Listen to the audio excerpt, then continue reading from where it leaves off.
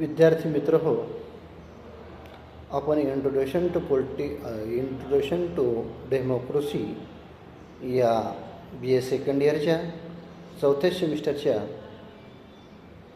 Paper संदर्भामध्ये माहिती बघितलेली आहे.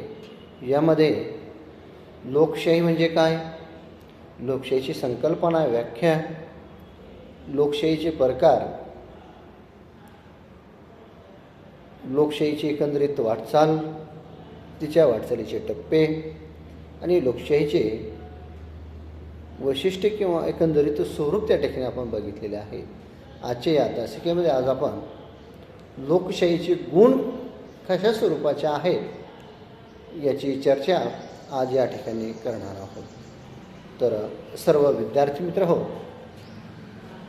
लोकशाही हा असा शासन प्रकार आहे की लोकशाही इतका चांगली शासन व्यवस्था आज या भूतलावर तरी नाही आहे.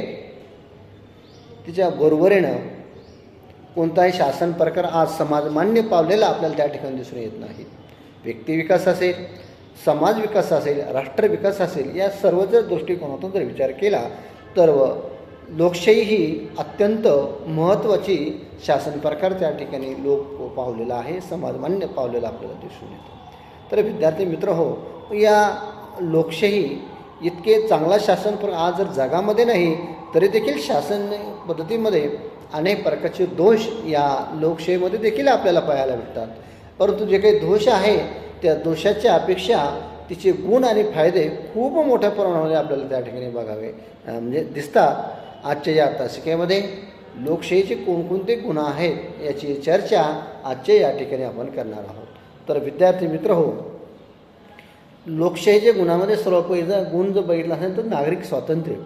लोकशाहीमध्ये स्वातंत्र्याला अत्यंत महत्त्व आहे.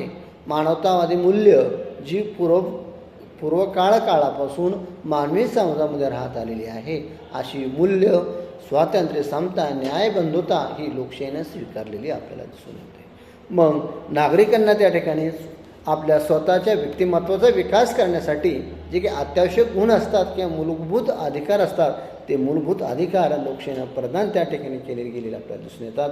यामध्ये भाषण स्वातंत्र्य असेल, विचार स्वातंत्र्य असेल, आचरण स्वातंत्र्य असेल, भारत भ्रमण करण्याचं स्वातंत्र्य असेल, स्वतःचा धंदा व्यक्तिगत टाकायचं स्वातंत्र्य असेल, असे अनेक स्वातंत्र्याचे प्रकार आपल्याला त्या ठिकाणी बघता येईल. परंतु या लोकशाहीमध्ये स्वातंत्र्याला अत्यंत महत्त्व त्या ठिकाणी प्राप्त झालेलं आपल्याला दिसून येतं. त्यानंतर दुसरं म्हणजे समान अधिकार. लोकशाही ही सर्वांना समान न्याय देण्याची भूमिका त्या ठिकाणी घेत असते. कोणत्याही व्यक्ती उच्च, नीच, श्रेष्ठ, कनिष्ठ राहणार नाही या दृष्टिकोनातून म्हणजे सामाजिक समता, आर्थिक समता, राजकीय समता या एका ठिकाणी आणल्या पाहिजे हा भूमिका त्या ठिकाणी घेतलेली आहे. केवळ सामाजिक समता आणि राजकीय दृष्टिकोनातून लोकांमध्ये समता निर्माण करणं होणार नाही, तर त्यासाठी लोकशाहीचे पहिले अट म्हणजे आर्थिक समता त्या ठिकाणी निर्माण झाली पाहिजे.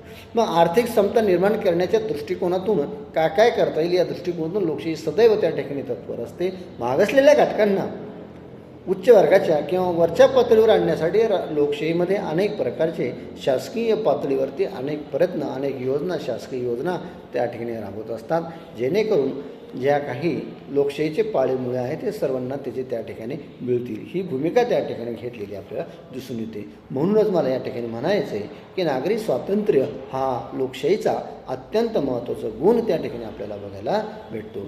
त्यानंतर दुसरं म्हणजे समान अधिकार. लोकशाही ही प्रत्येकाला समान अधिकार त्या ठिकाणी देत असते. केवळ एखाद्या व्यक्तीला निवडणूक लढता येते, बाकी लढता येत नाही असं होत नाही. निवडणूक लढण्यापासून स्वातंत्र्य, राजकीय, सामाजिक त्या ठिकाणी लोकशाहीमध्ये त्या ठिकाणी आपल्याला पाहायला मिळतात. म्हणजे अधिकाराच्या दृष्टिकोनातून देखील लोकशाहीमध्ये अत्यंत महत्त्वाचं स्थान आहे. सर्वच व्यक्तींना आपला विकास करण्याचं स्वातंत्र्य त्या ठिकाणी आहे. म्हणजे व्यक्तीच्या विकासासाठी जे जे आवश्यक आहे त्या सर्व करण्याची शासनाची तयारी त्या ठिकाणी आपल्याला दिसून येते. त्यानंतर महत्त्वाचा घटक म्हणजे लोककल्याणकारी राज्य. लोकशाही ही मुळातच कल्याणकारी राज्याच्या स्वरूपामध्ये काम करत असते. लोककल्याण हा त्या पाठीमागचा उद्देश त्या ठिकाणी दिसून येतो. लोकशाही ही समाजामध्ये समाजाचं जास्तीत जास्त हित करण्याचं काम त्या ठिकाणी करत असते. की एकेकाळी राज्याचं स्वरूप हे पॉलिसी स्टेट त्या ठिकाणी होतं, परंतु आजच्या काळामध्ये हे पॉलिसी स्टेट हे स्वरूप नाहीसे झाले आहेत. लोकांच्या जास्तीत जास्त हिताचं काय आहे हा विचार लोकशाहीमध्ये केला जात असतो. म्हणून लोककल्याण हे लोकशाहीमध्ये अत्यंत महत्त्वाचा घटक त्या ठिकाणी आपल्याला पाहायला मिळतो. त्यानंतर दुसरा महत्त्वाचा घटक म्हणजे जबाबदार शासन. विद्यार्थी मित्र